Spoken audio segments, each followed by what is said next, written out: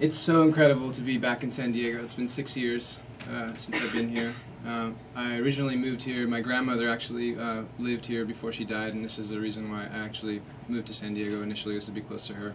Ended up, as she mentioned, studying at UCSD, and been driving around for the last 24 hours and seeing taco shops and beaches and things that have triggered a lot of really fond memories. So it's a pretty exciting place to be. You don't really realize how beautiful San Diego is until you lived other places. So I'm really excited.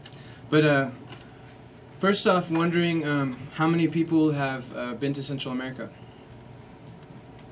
It's about 30, maybe 40%. Nicaragua? Wow, okay. 15 people. Does anybody from Nicaragua?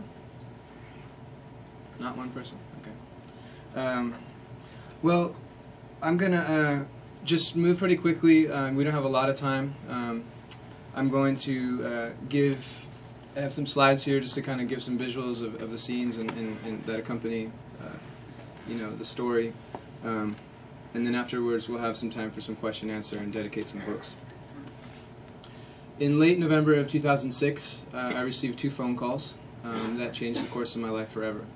The first one was from a woman, Doris Jiménez, who is, a lot of you know who she is.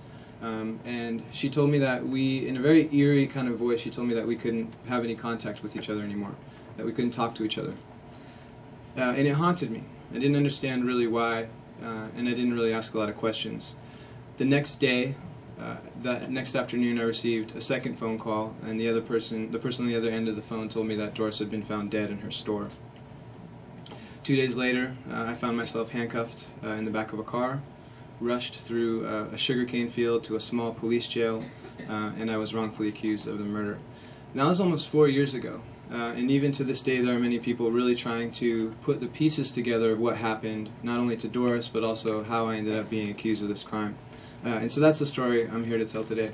But today I actually did a couple of interviews on television, and off camera the anchors kept asking me, why do you keep telling this story? Like, isn't it hard for you to revisit these dark memories? And where do you find the endurance to keep talking about this?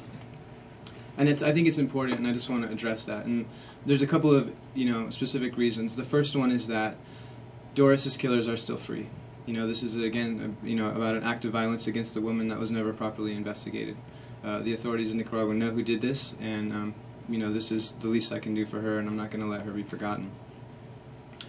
There are a lot of good people in Nicaragua who risked a lot to protect me. My defense attorney, for example, his house was stoned while his wife and baby daughter were inside. His cousin was brutally stabbed out front of his house, all because of his association with having, represented the American that stirred up a lot of emotion in that town. There's also a new illegal case in Nicaragua. There's an illegal effort by the government to actually reinstate my conviction and declare me guilty. Being a wanted man in another country is a very serious thing. The United States is a great place to live. I love it here, but a new sentence like that could actually affect my life here in the United States, and I'm willing to talk about that in the question and answer if we can want to get into those details. But there's also another reason, and that's that I'm a torture survivor, and it's taken a long time for me to grasp that and to really even be able to put that in words and understand what that means. So I hope to share some of the things that helped me get through with other people who might be facing storms in life today. So this is Nicaragua. This is actually a really typical kind of cove on the southwestern Pacific coast. Very beautiful land. If this was in Mexico, this would be developed with hotels and resorts and paragliding, rentals. But Nicaragua is different. It's developing a lot now, but when we first moved there in 2004, it was really untouched in a lot of ways. But I moved there to start a magazine. It was a bilingual magazine called El Puente, which means the bridge in English. I was invited by a friend who was he was a social worker from Atlanta, and the magazine was it was an entertainment magazine, but we were also promoting ideas of sustainable development and cultural tourism. And ultimately, trying to kind of bridge a communication gap between this oncoming wave of foreigners and cash and the local residents in Nicaragua that were on the receiving end. The magazine grew very quickly and was renamed EP Magazine. We started having readership contact us from other countries. Within a year and a half, the magazine had almost 50,000 readers and was being distributed in 3 different countries in Central America. Through the work in the magazine and the community, I met Doris Jiménez. She was not just another beautiful woman, as she was commonly referred to in the press. She was a real person. She had her own story of triumph and struggle, practically raised herself. If you guys in the back want to step up a little farther, you can come up closer, yeah. She put herself through school working as a waitress. And there's actually a memory that I share. In a lot of ways, Doris has just kind of been forgotten in a lot of the press that's talked about the story. And there's not a lot of time to be able to get into the details of her life in 30 seconds in an interview. Hey. But there's one memory that I share in the book about Doris. One night, me and some friends were at home, and she went through an enormous amount of work to cook up this great feast. She loved to cook all the classic Nicaraguan dishes, and she, after the meal, me and my friends, my buddies, just kind of plopped on the couch and went to watch a movie. Doris quietly went in the kitchen and gathered up all the leftovers. There was a lot of leftovers, and she took the food to a poor family a couple houses down, and they didn't have electricity. She just sat in their house and giggled and laughed with them, till really late. And that was the kind of thing that she would do all the time. She really opened up a side to Nicaragua culturally and gave me access socially that I wouldn't have had otherwise, so she's dearly missed. This is the clothing store that Doris owned, Soul Fashion. And 6 months after I had moved to Managua, again, the magazine was growing very rapidly, so the headquarters was actually moved to the capital city of Managua. And at that point, life took us in different directions. Me and Doris separated as a couple. We remained friends.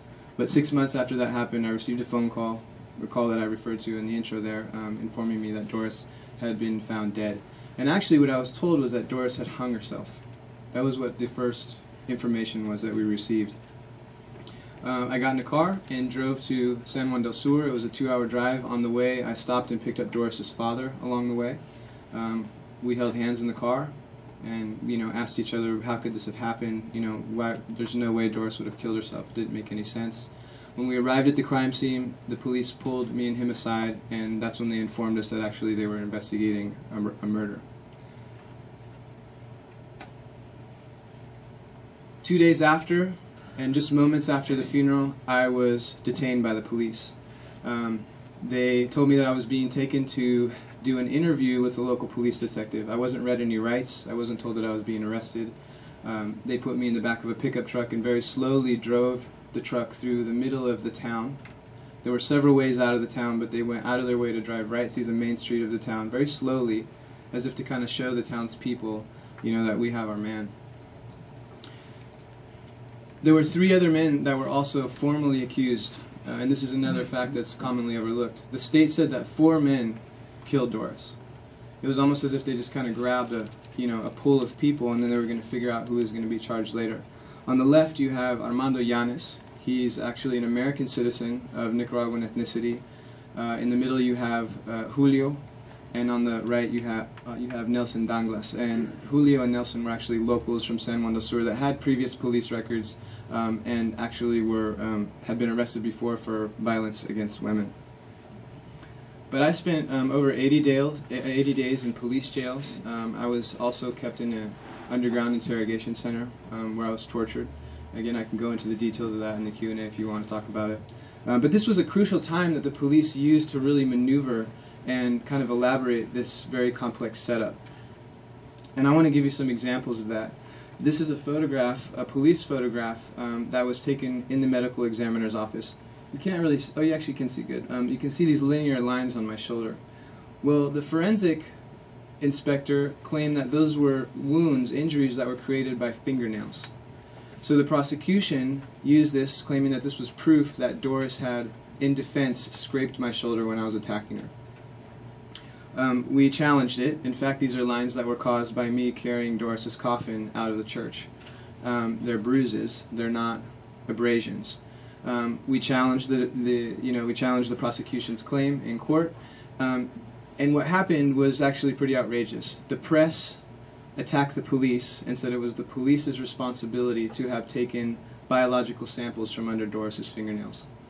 The prosecution said, well, the police never gave us the samples, so we don't have any proof that Eric's DNA is under those nails.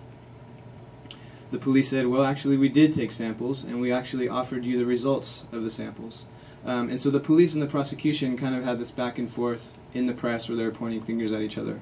Again, how can you say that somebody was scraped if there's no biological tissue found under the victim's nails? We do know that Doris fought. It was a very violent death. There were signs of defensive struggle all over her body, including on her knuckles, where she would have punched the person that was attacking her. So the chances of there not being any sort of tissue under the nails are, according to a lot of the experts that we've consulted, is pretty much impossible. Normally I have a little video. Actually, Bill Curtis, some of you may know who he is. He's an investigative journalist. He actually did a really thorough kind of forensic look at this whole entire case. And I have a video. I'm just not going to be able to show it on this computer. But strangely, one of the strongest blows to my defense actually happened outside of the legal system. This is Doris's mother. She went to the press claiming that I had offered her $1 million in exchange for her dropping the charges. It sounds insane, but it was actually very effective. I mean, she knew how to play to, Nicaraguan people's experience with social elite actually buying their way out of trouble. It actually happens, unfortunately, it's common in Nicaragua for wealthy people to not be arrested or to very quickly wiggle their way out of trouble. So it was headlines, the headlines ran with it, and it really kind of created this image that I was a wealthy and powerful American with a lot of influence. Which might be true in some ways relative to most Nicaraguan people, but definitely not to the extent that they were saying. The funny thing is that nobody asked the logical question, which was, what did Doris's mother have to sell me? I was being charged by the state of Nicaragua. Even if Doris's mother had publicly declared and said, I believe that Eric is innocent, the trial and prosecution would have continued their case. Again, those were all kind of these, kind of anomalies and weaknesses that nobody really paid attention to.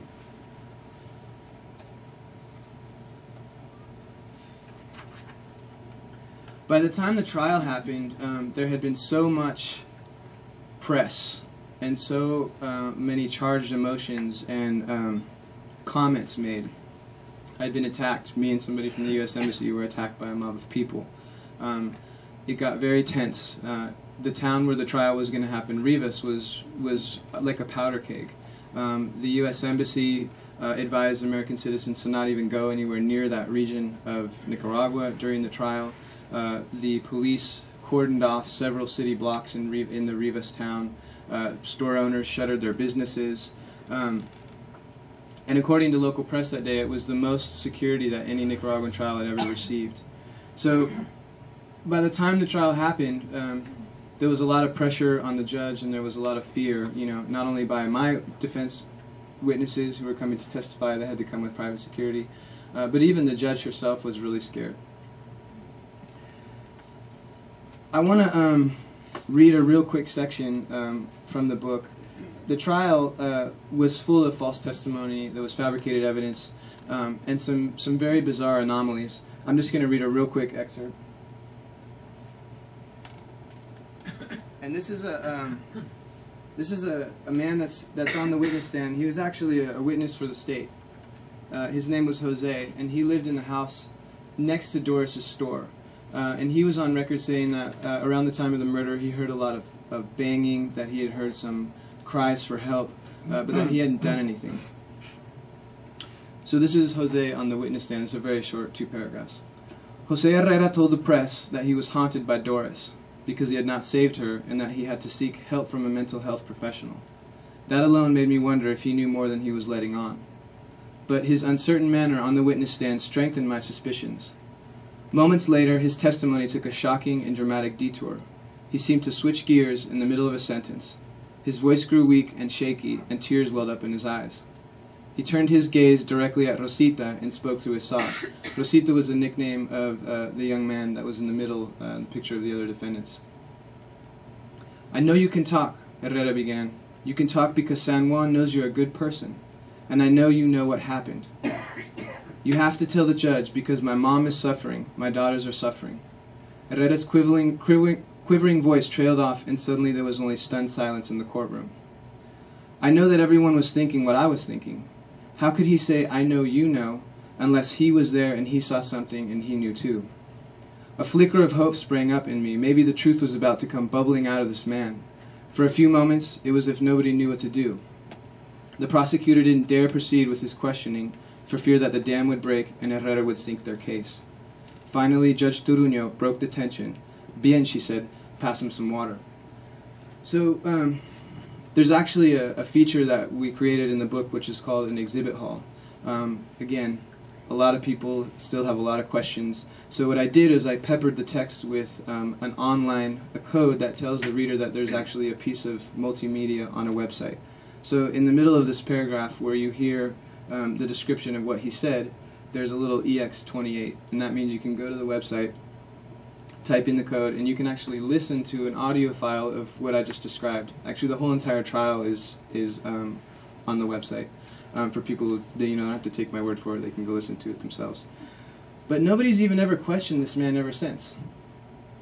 And this is the kind of thing that, really kind of plagued the legal process throughout the whole entire 3 days and months leading up to the trial. The judge ignored my alibi. There was 10 people who gave sworn affidavits that were with me in the office during that whole entire day. I had a signed credit card voucher. There was cell phone triangulation records that put me in Managua during the time that the police was saying I was in another city committing a crime. She ignored it all and declared me guilty and sentenced me to 30 years in prison.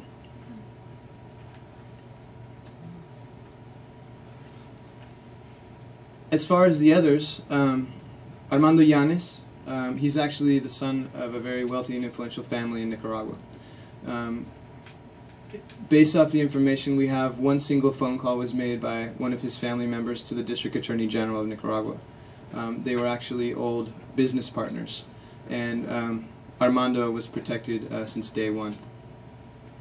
In the middle, Rosita, his nickname Julio, he was actually tried alongside me and convicted. The prosecution never established any connection between the two of us, but he's actually still in prison serving a sentence. I believe that he did participate in the murder. His nickname is Fish in prison. I just heard that a couple weeks ago. I thought that was kind of interesting. I have no idea why. And Nelson in the yellow shirt, he was released 2 weeks into the case. He was formally accused, he was arrested, he was jailed. I saw him get beat in prison by some police. And then he was released in exchange for a false testimony that he gave in the trial saying that he saw me at the scene of the crime. He lives in San Juan del Sur where this happened. I'm sure some of you have been there. He's a surfer. He gives surf lessons, and last time I heard he has an American girlfriend.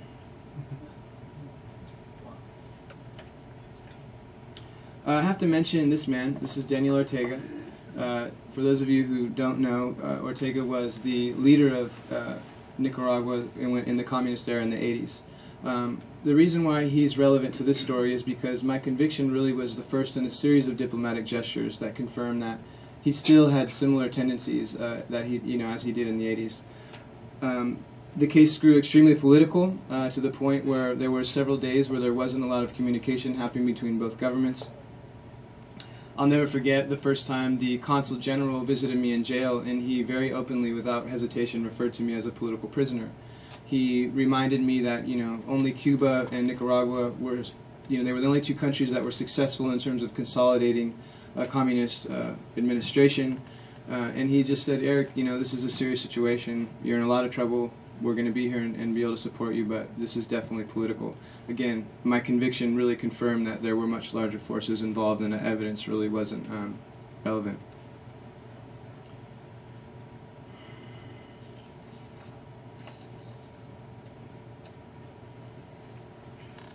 When I wrote the book, I actually went back into the EP archive and looked at a lot of the pictures. And he's a little cutie, and found this picture. But when I was looking at it, I realized that he's actually posing with tank shells. And, in fact, there are signs of the revolution like this everywhere in Nicaragua. I also, apart from the magazine, did get involved in real estate. it was very common to see in newsletters from real estate companies that Nicaragua is the safest country in Central America. It was like a talking and selling point for realtors. And I naively thought it was because these people have been through war, they've been through hell, and now they just want peace. But I was wrong. The kind of web of informants, the state security force that was in place during the 80s, once Nicaragua became a democratically elected country, that web of informants just dissolved into all the sectors of civil society. So, for example, before my book was published, I couldn't send a copy to my attorney in Nicaragua because there was a good chance that the people in the post office would see his name or my name. They would open the package, photocopy the book, put it back in, seal it, and send it on to him. And at that point, we didn't want the administration down there knowing what we were going to be claiming in the book. So the thing is that people don't commit crimes because they're scared to commit crimes. There are eyes and ears on every street corner, and that, again, is kind of all part of this kind of what they refer to as a Russian shadow. And, again, that's part of my case clearly demonstrates that that network of people and allegiances socially are still in place today. Sent back to prison. I'm now convicted. It's different now because I'm a convicted criminal. Before, when you're in trial, it's called a reo en proceso. They're a little bit softer on you, but once you're convicted, it's kind of a gloves-off approach. The conditions were horrible. There was no running water, not enough food. They violated my rights as a prisoner constantly. I wasn't allowed to go outside at one point for 6 months. I wasn't allowed to see my attorney at one point for 5 months. I grew very ill. Again, the food wasn't enough. There was a lot of smoke, and there was not enough medicine. I do have a video of the prison conditions. There's no audio, but I'm going to just show you really quickly.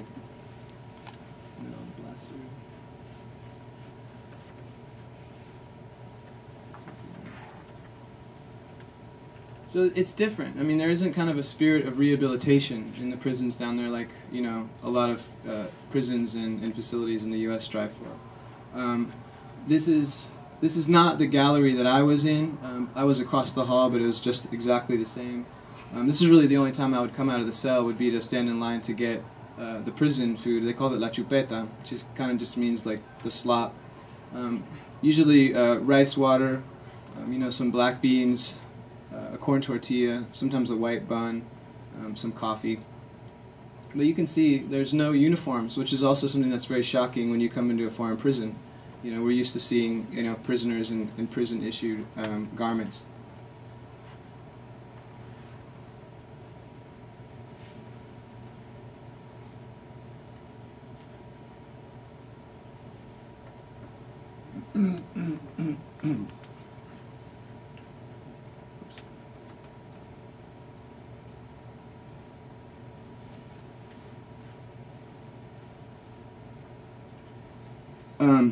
So this woman is an angel.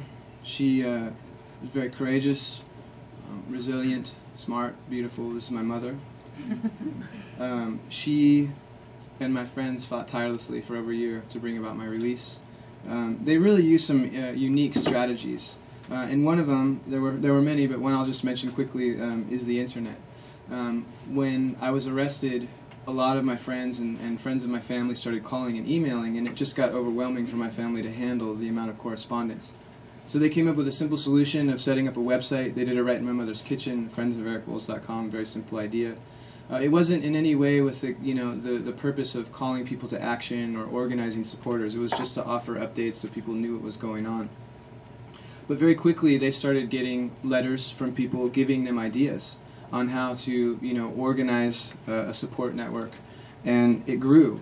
By the time of my conviction, actually, the website was receiving 150,000 visits a month. For a civilian family, that's pretty impressive, without any kind of formal sponsorship or professional bloggers or anything. And also, that was almost 4 years ago, when social action and justice hadn't really learned how to leverage the web in the way that it is today. But it led to getting the attention of some pretty big news desks. A front page feature in the Wall Street Journal is a pretty big headache for the State Department. It dominoed. At the same time, some friends of mine put together this little YouTube documentary. It was about 8 minutes, and it just kind of summarized my plight. and this was released just 2 days after that Wall Street Journal feature, strategically. And it got a lot of hits really fast. The administrators of YouTube contacted my family and asked if they could move the video to the homepage of their website. It was the first time that they had seen their platform used to champion a social justice cause. Up until that point, YouTube, again, this was 4 years ago, YouTube was mostly comedy and home videos and things like that. We decided not to do that because the URL of the video had been already populated around the internet, and we didn't want that link to be severed in articles. There was links and things like that in the journal. But it was kind of strange because then the story almost got popular, and magazines and surf blogs started reporting on it, and it almost took on kind of this entertainment kind of value. But it was all important, and it all helped. My mom made me promise that I would show this.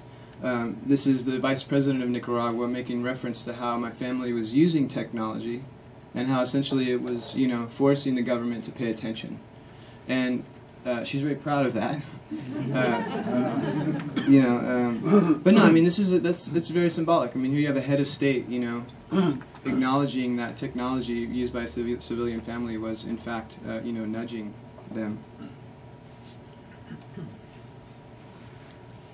The big question that people are asking at this point, I've been in jail for almost a year, and people are saying, why? Why would the Nicaraguan government do this to you? Okay, maybe in the beginning they made a mistake, maybe you were just a convenient scapegoat for some local corrupt police. But why would they go through so much trouble? Why would they allow their institutional image to be smeared and essentially, why would they do this? And the explanation has to do with this photograph. These are SAM-7 missiles. In the 80s, the Soviet Union gave a cache of these missiles to the Sandinista government. They are shoulder-borne missiles that are dangerous. They can shoot down large airplanes, and they're very powerful. In Nicaraguan possession, there's less than 2,000 of them. Probably half of them don't even work because the batteries in them and the computers are not very sophisticated, and they don't work after a while. But since Ortega has returned to power, the United States government is worried about these missiles falling into potentially bad people's hands in Nicaragua. So the United States government is trying to purchase the missiles from Nicaragua so they can destroy them. We uncovered information that I was actually being used as a point of tension, as a pawn, if you will, in that missile negotiation. At the time of my imprisonment, the price for the missiles was almost $1 billion. So it appears that it really just came down to money.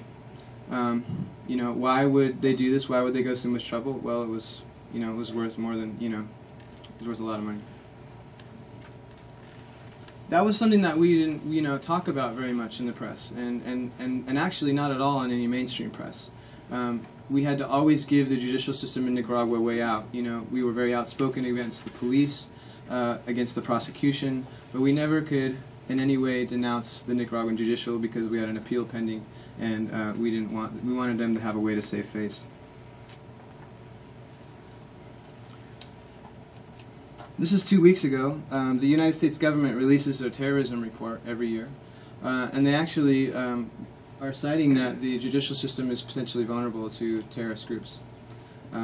Just a slide I threw in there. I just thought it was kind of interesting because it's brand new. So after a year, almost 14 months, finally I was declared not guilty by an appeals tribunal, by some very courageous and independent judges. But Ortega didn't want to release me. There was a deportation process that was supposed to happen, and then that would be now in the hands of the executive branch of the government. They claimed that I had committed a new crime because I had failed to renew my residency. When you go to a country, Nicaragua, you have a 90-day visa as a tourist. That gets annoying if you live there. You have a house or a car, and you have assets. So I applied for residency, became a resident in Nicaragua, and could stay there. I just had to renew my residency once a year.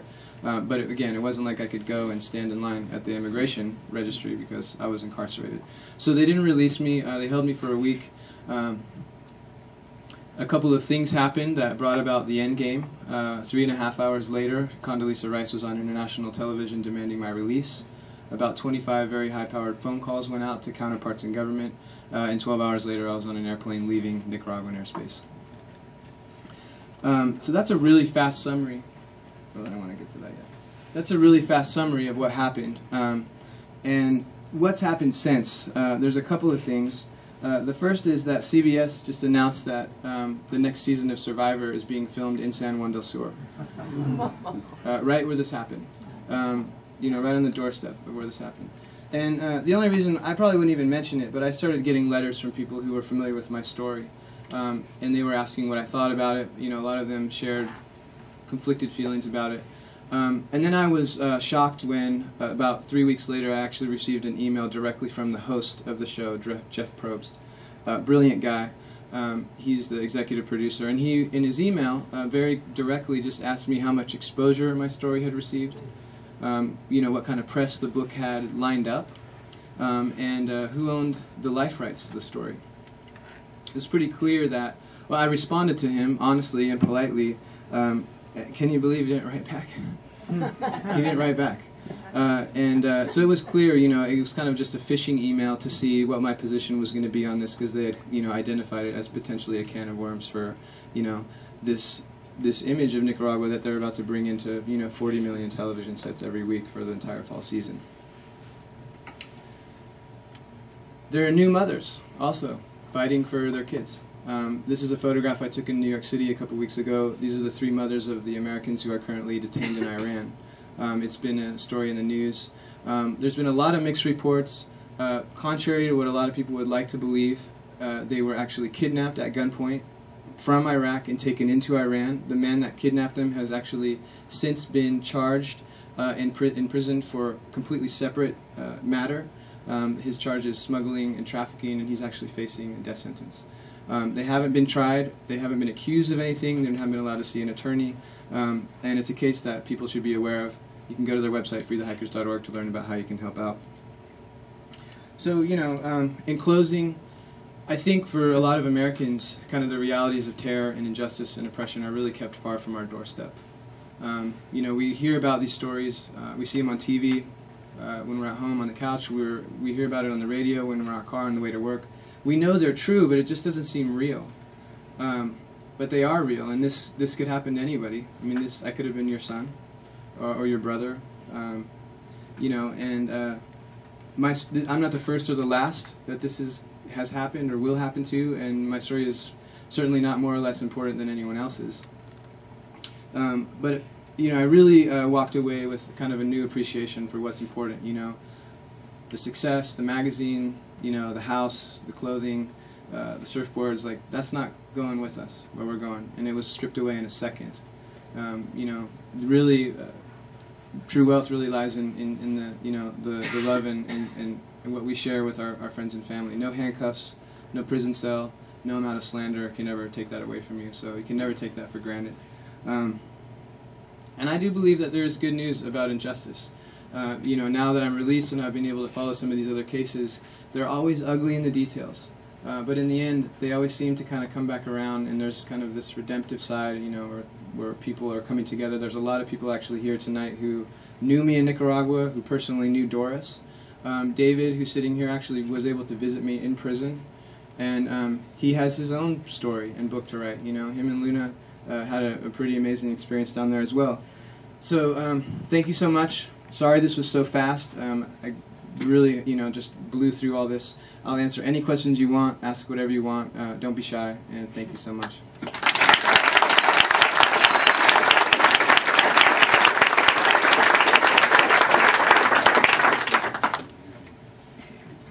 Can you go back to that slide where, like, you're looking down at all the buckets and stuff? Can you explain what it is you're looking at in that cell picture there with, like, the different buckets? Yeah, what is all that? This is actually, in the cell there was a little space carved out of cement, and it was supposed to be the shower.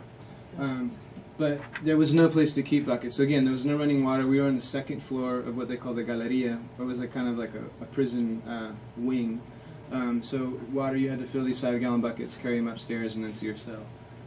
The smaller pans are to be able to, splash water on you. This is kind of like, for dishes and things, like a detergent. So that's the shower. In the middle there. When you were in prison, did you hear of other Americans that currently were in prison at the time you were in prison, or had previously been in prison and had suffered the same injustice and situation that you'd experienced? Eric, could you repeat the questions so that the people in the back can hear Yes, them? thank you. He asked if there was other Americans that were imprisoned around the same time, or any other, Americans who had similar experiences. I was actually 3 cells down from where a man named Eugene Hassenfuss was kept. He was actually an American who was found, the Sandinistas shot down an airplane that was ferrying supplies to the Contra. And Eugene was an American citizen who, when the Contra went to inspect the crash site, he survived it. He was an American, and they said, "What are you doing down here in an airplane bringing, goods to the Contra?" He spent, I think, 2.5 months, maybe 3 months in La Modelo in the same prison, 3 cells down, and as a result of his capture, it kind of blew open the whole story of the Iran-Contra affair and led all the way up to the Senate hearings of former President Reagan and Oliver North. So he was kind of the other American that Nicaraguans kind of had in their collective consciousness about some sort of political, kind of a political case. There was another American who was in La Modelo, but he was guilty, and he was, charged of child molestation. And I think there was one other man, an American citizen, who was in prison in another penitentiary in Grenada, excuse me, and he was convicted on some drug charges. Americans go to prison all the time abroad, but most of the time they're guilty of the crimes they're committed of. Yeah. Why would you go and live in a country where Americans aren't well received or well treated, or not, it's dangerous for them to be there? Yeah, she's asking why I would have gone to a country where Americans are not well received and that it's dangerous. I think that Americans are well received in Nicaragua, actually. It's a very friendly people. There is a sector of Nicaraguan population that does harbor, maybe some very subtle resentment, toward the United States. But a lot of the Nicaraguan population sees, the United States and the people who are coming as, something that can help stimulate. Politically, I'm talking about, not the population. Okay. I mean, the ruling class, or, the government. Mm-hmm. Well, that's the problem, because, the people are not the government, and Nicaragua is much more than the government. One of the things that happened to me in prison that kind of speaks to that is that, as an insult, prisoners would call me Bush. I grew up in California surfing and playing soccer, and I'm ideologically at the time I wasn't in any way aligned with that, but they associated me or Americans with our president, and that's not fair, and that's not fair for us to do that either.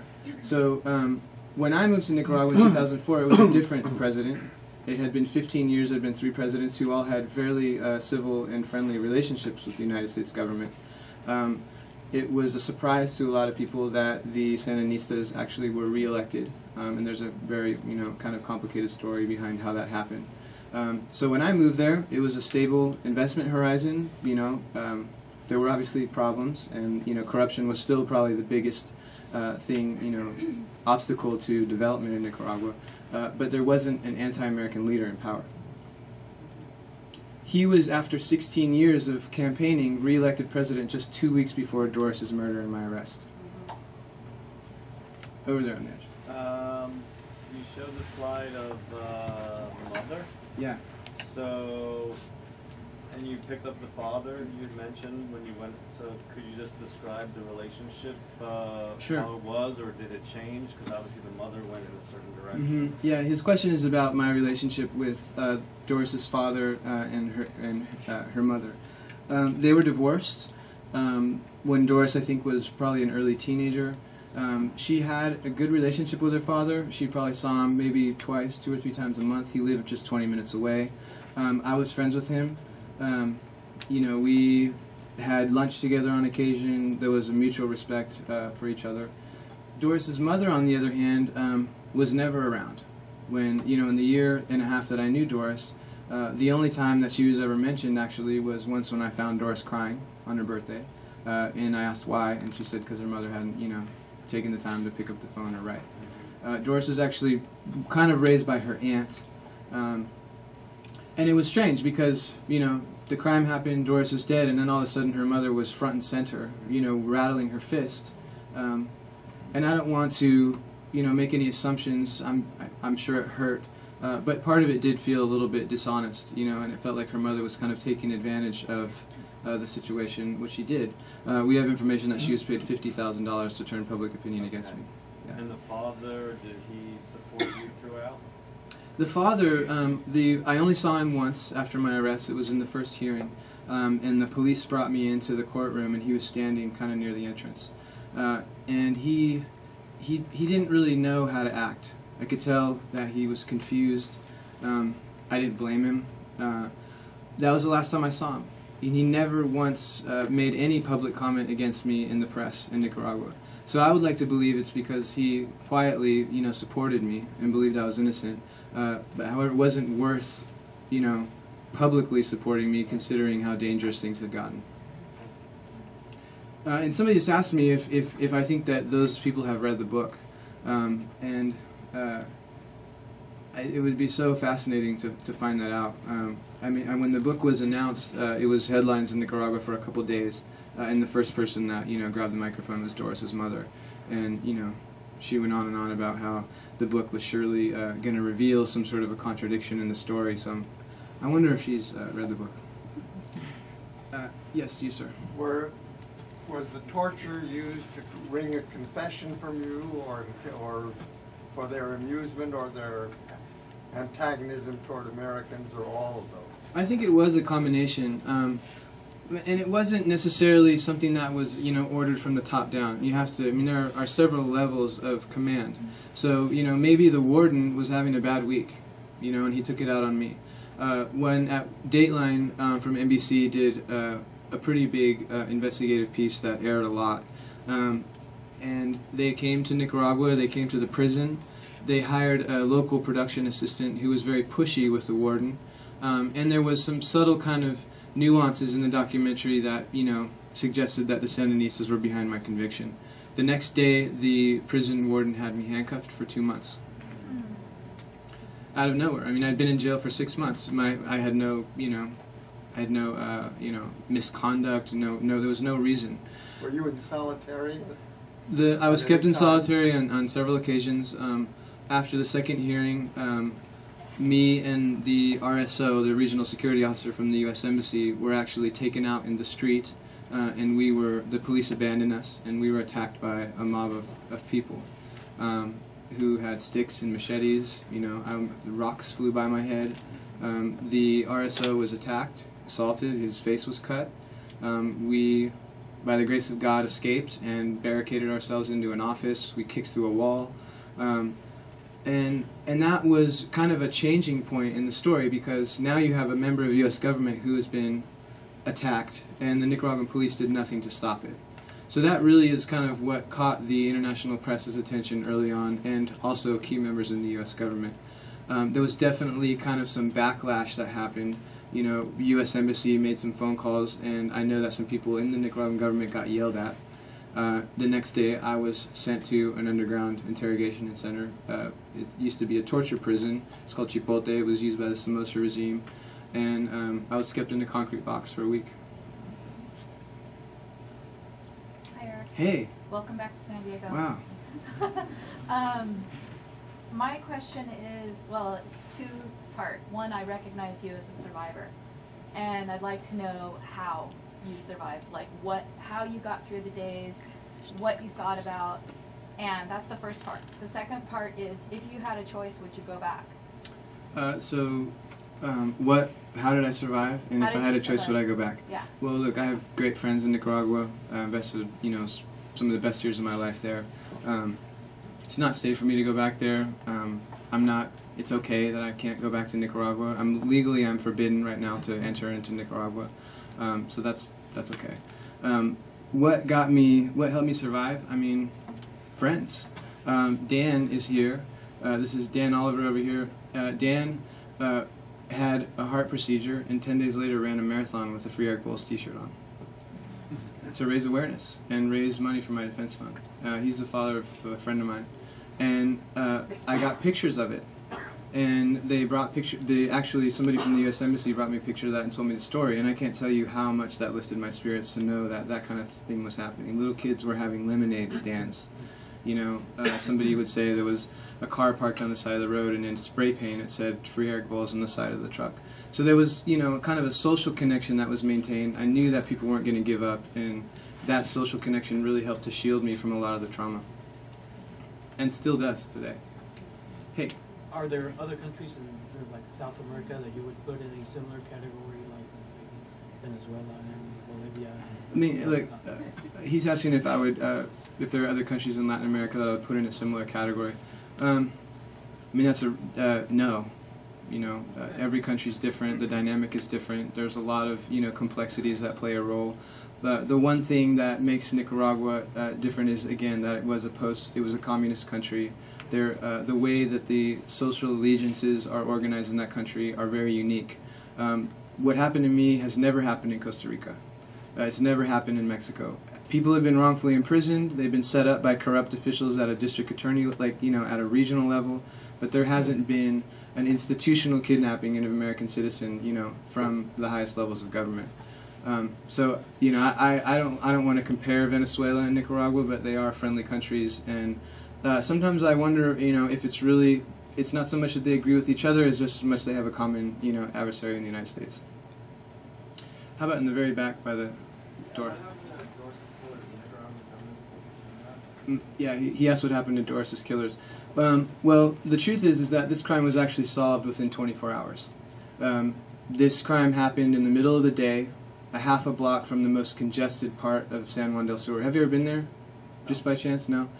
You know, again, these are small towns. Not, you know, most people are on bikes or on foot. It's pedestrian. If you get new Nikes, everybody knows. If you start dating, you know, somebody everybody knows. It's impossible for things not to happen and people not notice. So one of the reasons why we don't believe this was a premeditated murder is because it wasn't very well planned out. If it was, it's impossible that nobody saw what happened. In fact, people did see what happened. When the police interviewed people in the town that day, they got, you know, eyewitness testimonies, telling them who went in the store and who came out of the store. I believe it was the 3 other men that there were photographs of, you know. Again, the police, it wasn't a authentic investigation. It became a frame job, and they did, you know, everything they could to try to build a case against me. Are the Nicaraguan government doing anything at this point? No. If they were to actually acknowledge that it was somebody else, that's also acknowledging that serious mistakes were made and that a year of my life was stolen. They have opened a new case against me. I mentioned that, you know, when I started out here. And again, that's kind of also a way for them to continue to save face and not acknowledge that, you know, I was falsely accused.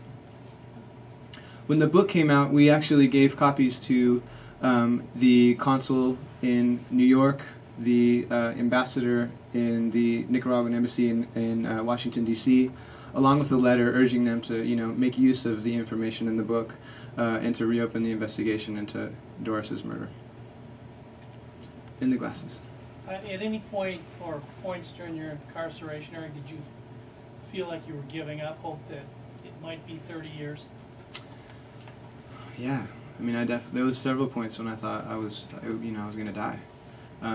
Nobody survives 30 years in Nicaraguan prisons. You know, that's the maximum sentence. You know, it's kind of a death sentence in a way. Low-profile cases, people are able to somehow wiggle their way out of, you know, the system before that. I think the guy, when I was in prison, the prisoner who had been there longest had been there for 16 years.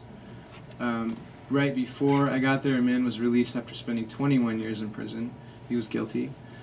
He spent 21 years in a really bad part of the prison. 2 days before he was released, when all the news came to do the story, they moved him to the nice part of the prison, gave him a cell with a television, tile, and, you know, put on a whole show. But no, I mean, you know, and there was several attempts, you know, on my life. I was moved 3 times because the warden had information that there was, you know, a hit organized on me. Yeah, I was terrified. Yeah. Hey, I actually met you down in Nicaragua with San Juan. Okay. And you look familiar. Yeah. I was there for like a month and a half, and a friend of mine, his name is Tim. he was down there when it all, you know, when everything went down, and he called me the day afterwards. He said, "Hey, you're not gonna believe this. You know, that guy Eric we met, this thing's going down." And I was wondering, what was the sense of like friends of yours and town coworkers and stuff? Like, did they leave, or what was the vibe? Because he told me like no one was really talking about it. It's kind of like the town was like silent. His question was if how did my friends react and the people who knew me. My true friends supported me. They never. It didn't matter. They were there for me. It didn't matter how many people believed something else. There was a lot of arguments that happened in bars. People fought over my case. Reporters had their tires slashed. Reporters were threatened by Americans to get out of town. A lot of people who had been acquaintances in San Juan, who I considered a friend, turned on me. And not only did they not support me, but they proactively would smear my name. Even this day, if I publish an article or something goes up, there's a guy from San Juan del Sur, he owns a real estate company, his name is John, and every single time he will post the same paragraph where it says, "Eric was a drunk, I saw him hit Doris several times, he had a horrible reputation in this town," every single time. So the problem was for people who were living there, especially people who owned property and were selling property or had some sort of a livelihood in tourism, supporting me and continuing to represent Nicaragua as a quality investment was a contradiction. The same judicial system that was setting me up also secures the title of your property. And so that became an issue for a lot of people. So, there was a lot of cognitive resonance that happened. People would kind of justify in their head reasons why not to support me. A very common, kind of version that people adopted, that I just didn't defend myself well. I was innocent, but me and my attorneys just didn't do a good job defending ourselves in trial. So it's really complicated, but the reaction was mixed in San Juan. I also worked a lot when I was there, and a lot of people kind of considered me a little bit aloof. I didn't hang out in bars, I wasn't just kind of hanging out doing that thing. I was there to work. I wasn't there on vacation. Right, I was there for like 6 weeks. Okay. I specifically remember never seeing you out the bar. Right. Yeah. And I knew that those two guys, the two on the right, Yeah. they were crusty. They called them down. Yeah. Martine. Right. Yep. Yeah. So, Well, and that's the thing that's really interesting about the story is like because Nicaragua is a popular place to visit, people actually have personal memories of some of these people. Again, that's I think one of the reasons why the story kind of became popular is because people could very easily identify with what had happened. The website seemed to indicate that you could be in some kind of danger by receiving notes and emails and messages while in jail. And I wondered what kind of danger. I did communicate with you, okay. actually, but I was uneasy and I kind of skimmed the surface. I wanted to connect, but I didn't want to cross that line, and I just wanted to know, did some security officials read every letter, or what kind of danger? Thank you for writing letters. I can't even tell you what it was like, my attorney would sometimes bring a batch of letters, sometimes it was somebody from the U.S. Embassy, and it was like, there would be a stack of letters, people from all over the world, different walks of life, and it was, like vitamins. You asked about how I made it through, and I just can't even begin to tell you how much strength that gave me. It was amazing. There are a lot of people who are locked up and innocent, and they don't have a support network, and the effects that has on them emotionally and psychologically, it's been studied, is much more severe than people who've been able to have a support network. So thank you. It's really awesome to meet people who wrote letters. They did confiscate a lot of letters. They would let the embassy give them to me. When the embassy personnel would leave, then they would take it from me.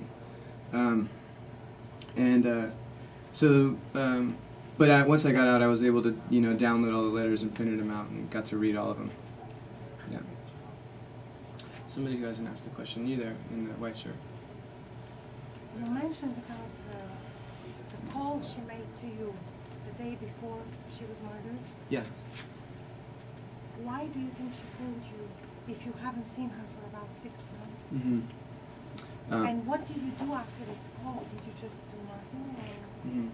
Or? She asked about the phone call that I mentioned in the beginning of the discussion. The phone call I received from Doris when she told me that we could no longer have contact. Is that what you're referring to? Yes. Okay. Well, there's actually a completely new character in the story. It's a little complicated, but Doris had actually dated an American citizen before me, years before actually, and his name was Austin. And Austin, when I moved to Managua, again, Nicaragua was changing. He decided to actually move back to Nicaragua, and he moved to San Juan del Sur and quietly started courting Doris. He was still, had an attraction to her. Doris had started dating Armando Llanes, one of the pictures that I had up earlier. That was the current boyfriend. She was being courted by Austin. Austin proposed marriage to Doris, and Doris accepted. One of the conditions that Austin put on the marriage was that she had to stop talking to me, because me and her had remained friends. We talked on the phone common. And I don't know that he even knew about Armando. What we do know is that later that day, Doris called me and with a knot in her throat said, "We can't have any contact anymore." I think that she probably maybe wanted to tell me that she was going to get married. I wish she would have. I would have, very gladly supported them in that. Austin's a great guy. I think that she probably also called Armando, and it was a lot easier for her to tell him, this isn't going to work out anymore. The next day, Armando came to San Juan del Sur in the middle of the day, under the influence of drugs and alcohol, with the point of, the idea of scaring her. Doris, again, like I said, she was a tough girl, and things went too far in the store, and she ended up dead. So it was a crime of passion, based again off the information that we have, and jealousy, but not jealousy of me, but actually of somebody who was never even mentioned once in any of the press that covered the story. One of the things that the police did was that they went through extreme trouble to keep Doris's phone records hidden. It would have been very obvious, because there were phone calls involved in this crime, to look at Doris's phone records.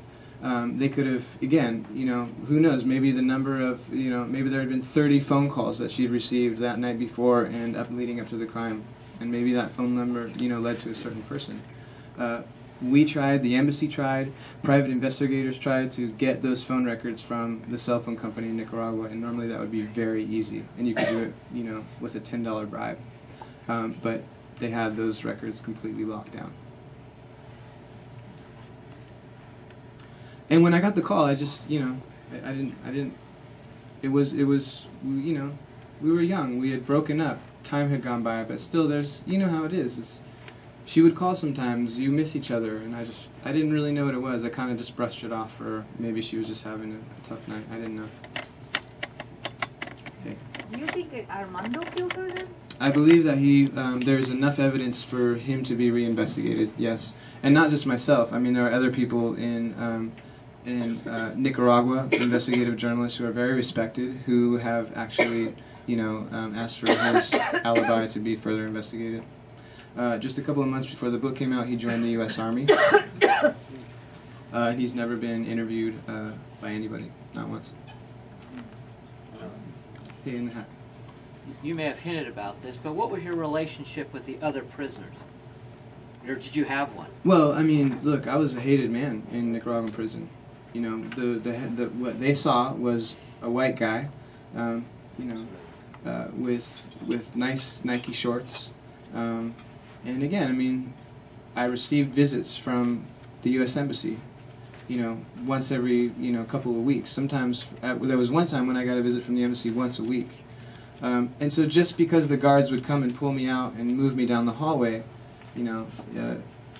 they got really, I wasn't a very liked person there. All right. Well, do you have one more question? Yeah, okay. It's linked to two. Do you think if you didn't go back the day when you were called, you would not have been a suspect? Because you made that 2-hour drive.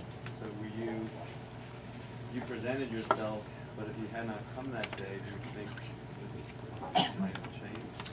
Yeah, his question is if, and actually, his question is if I had not gone back to San Juan, do I think this would have happened? And when we got the call, actually, there was somebody who worked with me at the office, and he was Dominican. In the Dominican Republic, there are some similarities. In Nicaragua, it's common, people refer to their country as El País de Maravillas, which means the country of marvels.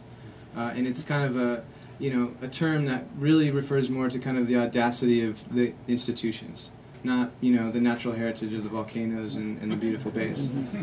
But actually, Dominicans use that phrase in the exact same way, because the corruption is just jaw-dropping sometimes. I actually pulled him aside and I said, do you think it's going to be okay for me to go down there? I mean, when things happen, when crisis happens, I've learned about myself that I try to logically figure out what's the best thing, and that's just the way I react in those kind of moments. And he said, it's risky.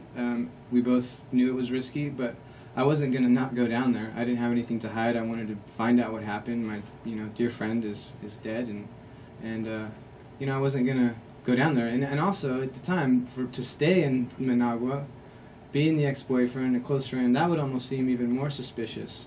Some people have said, why don't you just leave the country? Well, I mean, why would I have left the country? And I was over 2 hours away. I was with people.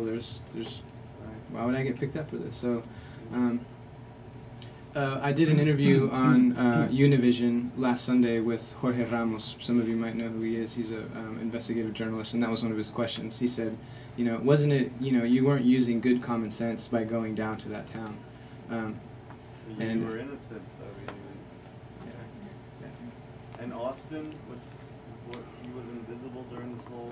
Well, look, there's so many layers to the story that it really just, was, even on the Dateline special, 60 Minutes, who knows how much money they spent on producing it. They talked to everyone. They went to Nicaragua for, 3 weeks. What you ended up seeing was this trashy romance, story. And that's just the way it is a lot of times in the media. I actually had a meeting the other day with Amanda Knox's father. I was in Seattle last week and got to lecture, and he lives in Seattle. And he was telling me a little bit about what they've been facing. During the trial, Amanda's trial, the press was up on a balcony. And they had, they were reporting things that were happening in the trial, but they were wrong. And they would go up on the wire, and then they would get disseminated out, and there's no bringing that stuff back. It was just literally because they want to be the first one to push enter on, on those wires.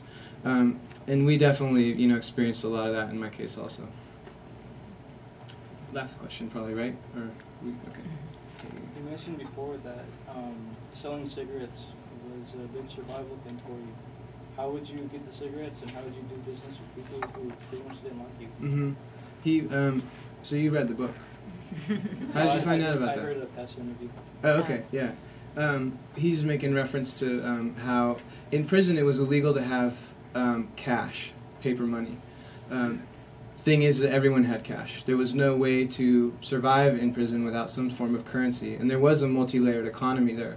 There was carpenters, there was taco stands, there was the sale where you could go get prison, liquor that was made from, pineapple and limes. People would sew clothing for you, weave bags out of plastic. It was all kinds of services available. Even the prison warden had a bread bakery, and he would have prisoners go throughout the prison and sell bread every day. So one day the guards came and shook down the cell, and they found about 20 Cordobas, which is about the equivalent, I think, about $2 maybe. And they sent me to the warden's office, and I had, committed this huge violation of, of rules. And when I said to the warden, well, how do you expect me to survive? I mean, you guys sell bread in the gallery. He turned to, the guy with, the next rank down to him, and he said, you're still selling bread in there? And then he turned to the next guy, and they just passed it off until the warden said, okay, let's just get back to business. So what I did was became a distributor of Marlboro cigarettes. And they would get brought to me by, my attorney. Sometimes the embassy would actually bring like a bag of goodies, and in there would be a carton of cigarettes. Marlboros are really expensive in Nicaragua, and so, my family would purchase them, and then I would sell them at a discounted rate, at the same rate that you could buy, a normal Nicaraguan cigarette for. But I hate cigarettes. I don't smoke, but I guess it's like a stronger kind of tasting cigarette. So I actually teamed up with my cellmate, who kept the cigarettes in a kiosk where he worked. His uncle was actually a guard in the prison, and he had a good job. He got to leave the block once a day and go out, and he worked in a little snack stand where the visiting hall was at. So he would keep the cigarettes hidden out there, and he would bring a pack in, once we were running out. So what we would do is, a runner would come and I would say, hey, we need some limes. Lime was a good disinfectant, and so he would go and sell the cigarettes, go buy limes with the money, keep a commission, give me the limes, and money never exchanged through my hands. Thank you guys. It's really cool.